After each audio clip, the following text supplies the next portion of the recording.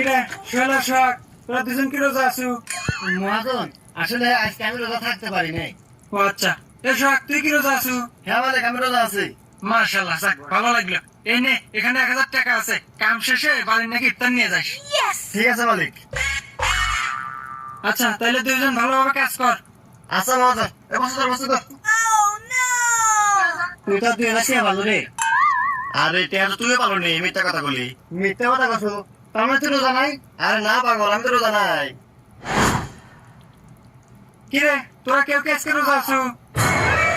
কি রে মালিক আজকে হয়েছে? আজকে আমি ভুল হলাম না, আজকে আমি মিথ্যাটা কমু দেখতেছি আজকে হতে আছে। হ্যাঁ মহাজন আমি আজকে রোজা আছি। আর সোহাগ তুই? না মহাজন, হ্যাঁ সাথে চেতন ভাই নাই। ও আচ্ছা, তাহলে তুই এক কাজ কর, বাসায় যা দেখ তোর ভাবি বিরিয়ানি রান্না করছে, যা খাওয়া দাওয়া করে আয় গা। আচ্ছা মহাজন আমি যাইতেছি।